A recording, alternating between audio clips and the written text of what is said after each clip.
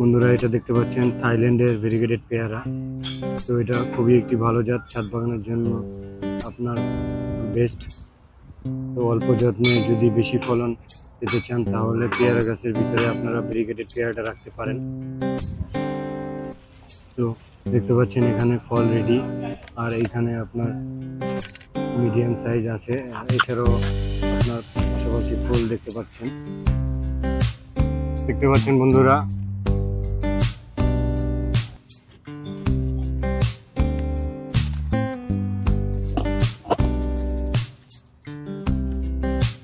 সুন্দর কালার এবং একটা ফ্লেভার রয়েছে, আর এটা আমি এর আগেও যেহেতু খেয়েছি, আপনারা আমার আরো ভিডিও আছে দেখবেন, খুবই সুস্বাদু।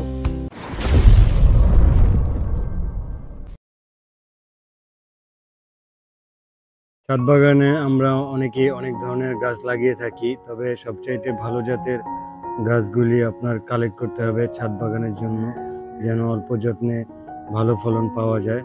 তো আমরা সবাই প্রথম থেকেই যখন ছাদ বাগান করা শুরু করি, সবাই পেয়ারা গাছ দিয়ে শুরু করি।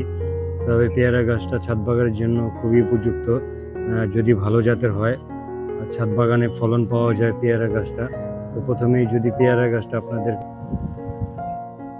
বন্ধুরা দেখতে পাচ্ছেন, এটা হচ্ছে ভেরিগেটেড পেয়ারা। এটা খুবই একটি ভালো জাত, এটি থাইল্যান্ডের একটি জাত। তো প্রচুর পরিমাণে আপনার ফলন হয়, 12 মাসই হয়। তো ভেরিগেট পেয়ারার পাতাটা দেখতে আপনার ভেরিগেট এরকম হয়, ভেরিগেটের দুই সাদা অংশ থাকে। তো এক গাছে আপনার 2 পদের পাতা হয়, সবুজ পাতাও হয়। তো দেখতে পাচ্ছেন এখানে আপনার ফুল দেখা যাচ্ছে, আর এই পাশে আপনার ফল খাওয়ার মতো, হারভেস্ট করার মতো, এছাড়াও আপনার রেডি হচ্ছে আরো।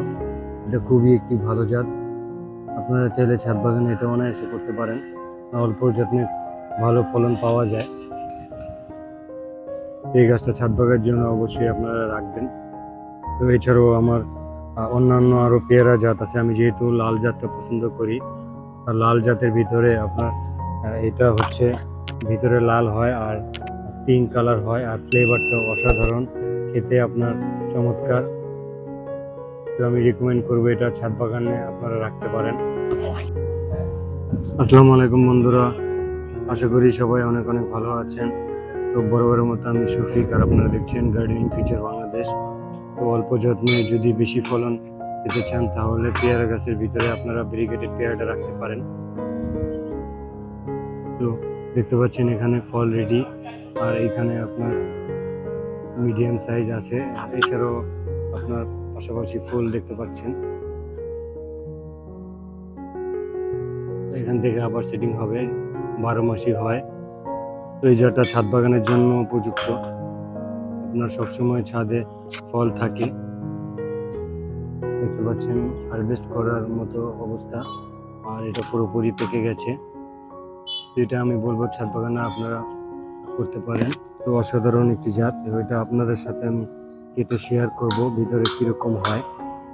পাশাপাশি এই গাছটা আপনারা যত্ন কিভাবে করবেন সেটা যদি একটু বলি, আপনার মাটিতে খাবার দিতে হয়, আপনার যে কোনো জৈব খাবার আমি ব্যবহার করি, যেমন হাড়ের গুঁড়া, শিংকুচি, নিম খোল, সরষের খোল, এছাড়াও আপনার গোবর সার রয়েছে। গোবর সার জৈব সারের ভিতরে বেস্ট, খুবই উপযোগী এবং খুব ভালো বেশি ফলন পাওয়া যায়।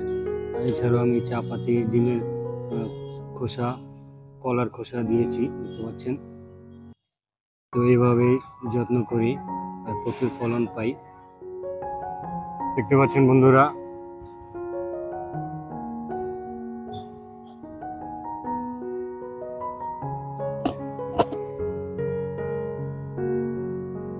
সুন্দর কালার এবং একটা ফ্লেভার রয়েছে, আর এটা আমি এর আগেও যেহেতু খেয়েছি, আপনারা আমার আরো ভিডিও আছে দেখবেন, খুবই সুস্বাদু এবং মিষ্টি।